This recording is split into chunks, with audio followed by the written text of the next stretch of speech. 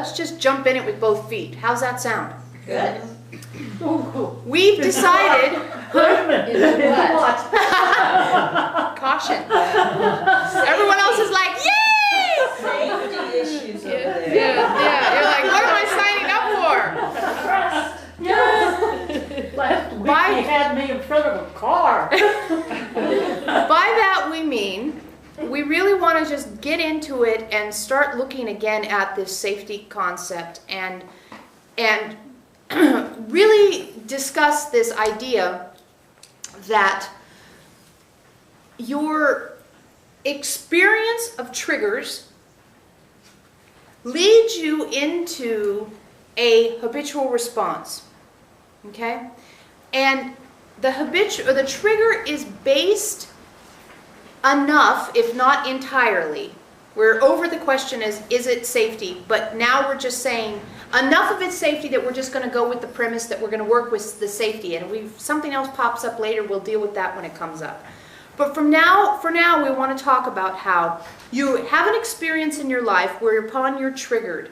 And that trigger is caused by a disruption in your interaction with the idea of feeling safe. And from that disruption, you end up in a habitual response place that is typically quite low vibration and driven by the idea that you have to reattain that feeling of safety in order to proceed. And anything that is in the way of reattaining that feeling of safety, a lesson, something you want to learn, just needing to stay in a triggered space to have it heal something in you, all of those things are typically pushed to the side in order to get you back into this feeling of equilibrium, which we're calling safety, so that we have dialogue, or language to dialogue with. And that cheats you out of many things that can be helpful, and it also is an unnecessary process to do in the first place. All right? So let's look again at how this all works. You have an experience that generates within you a reaction, and that reaction we've called being triggered. And that triggered state says, I am not safe. Now, it doesn't always use those words, but that's really what it's saying to you. I am not safe. There's jeopardy here. There's an opportunity for something that I don't want to experience to occur. Now, a previously established fact is that your body and your mind, in order to keep you alive, have wanted to repeat activities that have kept you alive in the past. Trying new things could result in getting dead. So to avoid getting dead, the body and the mind tend to limit the experiences you have so that you're more likely to stay alive. Reasonable, because that's the body's job. It's the spiritual choice, it's the spiritual experience that you step in and make a decision that the jeopardy the body is feeling is only based in habit and is actually taking you out of the opportunity to experience spiritual growth by requesting that you stay small and limited in your scope. All right, everyone following along? Mm-hmm. The key then is to find a way to have a completely different relationship to what you've called safety. This too is a spiritual choice, but it's a spiritual choice that instead of having to have an experience and then, oops, wait, I don't want to have that experience. Cancel. Remember when you all used to say cancel all the time? Cancel. I don't want to create from that thought. Instead of all that, now that your vibrations are high enough and that you're conscious enough, we can back the process up into the space where you're ready to revise what being safe means. And a revised relationship with safety generates a completely new way of being in the world. So, of course, the question is, how do you revise your relationship with safety? Just knowing that your relationship with safety is generating these experiences is a huge part of it. But also, you can invite into your life consciousness around, am I really in jeopardy? Now, other than maybe when you're driving and you might have a little close call, where someone turns in front of you or something like that, you don't live in a war zone. Most of you don't have a hazardous employment. Most of you are retired or semi-retired.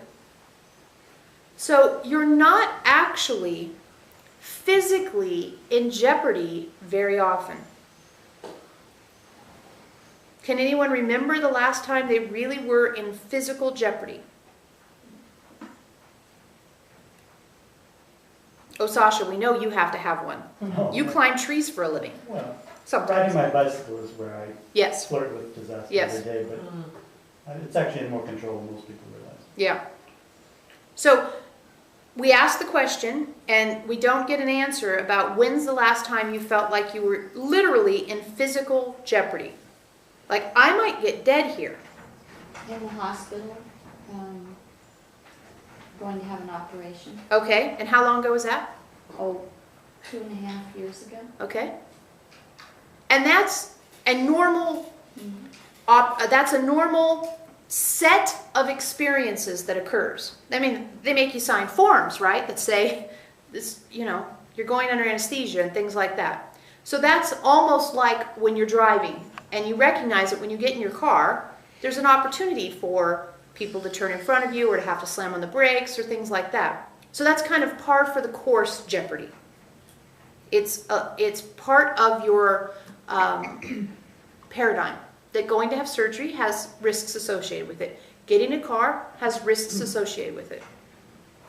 What else? You get on an airplane. Maybe you can get a little nervous on an airplane, right? Oh, God, is this going to work out? Okay. Yeah. Mountain climbing recently, I backed up 3 times, and usually I can make it across, but it's too crumbly. Mm-hmm. 90-foot drop. Okay.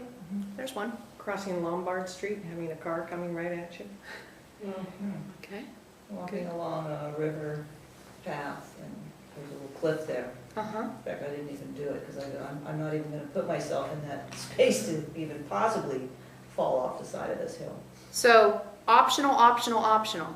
You see? Yeah. You get the point? You see where we're going with this?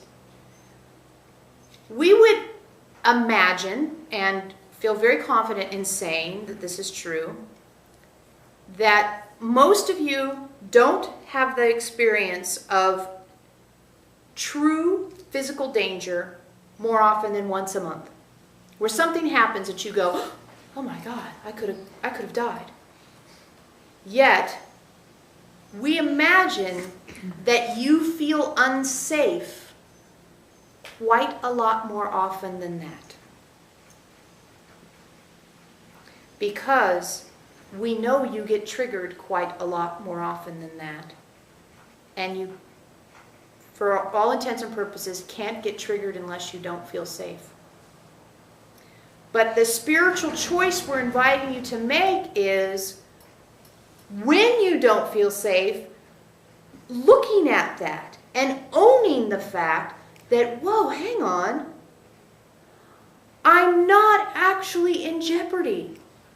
I'm just habitually unsafe, not actually unsafe. I'm habitually unsafe here. And this habit can be changed.